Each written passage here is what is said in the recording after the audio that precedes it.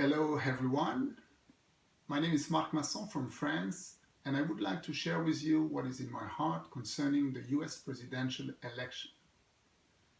For several years, many Christians in the USA have humbled themselves, they have been praying and they are still praying.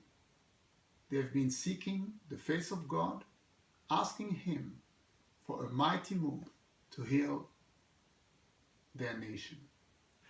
We all understand that what is happening now through the presidential election will greatly affect the United States of America and consequently the entire world. Please listen, what is happening now is a sovereign act of God. Let me repeat it. What is happening now is a sovereign act of God. He is the master of times and circumstances, and He is answering to the prayer of His people. You see, by placing into office the next president, God will give a season of respite to His church. And during this limited period of time, God will give His people the opportunity to make their crooked ways straight, to strengthen their faith, and to freely and massively share the gospel of Jesus Christ to their generation. Now, the man that God will place into office is a tool in His hand. He might not be the born-again, spirit-filled Christian we would like him to be. He is a tool for such a time as this. The problem with many Christians is that they are looking at their president as a savior. He will not be a savior. We have only one savior, and His name is Jesus Christ. But what you need to understand is that the ethics of this next president is higher than many other politicians. And this will allow the church to live, to a certain degree, a quiet and peaceable life in all godliness and honesty. And we will not have to struggle in confusion under the heavy weight of political leaders that promote evil. God has revealed to me that the world, and especially the USA, are under the influence of three major principalities. Number one, Mammon, the god of money and lust. Number two, the prince of corruption, the one that leads people to steal, to cheat, to lie, and even to kill.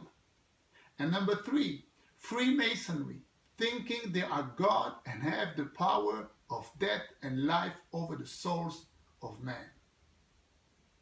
Now, if we consider how the lobbyists from both sides have furiously opposed themselves to the GOP's nominee just because he refused to place himself under their control, self-funding his own campaign, we understand that it is a sovereign act of God to place into office such a president.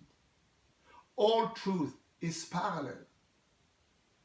This sovereign act of God will usher in a new season where the church will no longer suffer under the control of these evil principalities. Our words, spoken with authority, invested in the promises of God. 1 Corinthians 3:22 declares, all are yours. Everything belongs to the church. Our words, spoken with authority, invested in the promises of God, will give us 100% victory over 100% of the enemy, 100% of the time, and will give us the breakthrough to leave to this world a living legacy. Now, the same way God would not have allowed anybody to harm King Cyrus. Let me be clear. The wrath of God will stand against anyone who will try to oppose himself to his will. People of God, we must open our eyes. USA and the world are on the decline.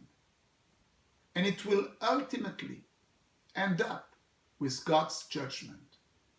But as it was in the time of the kings of Judah, when in the middle of the dark period, God brought forth a righteous king, giving to the people of God a time of respite, God is now giving to his people what might be the last opportunity to work the works of him that has sent us, while it is still day.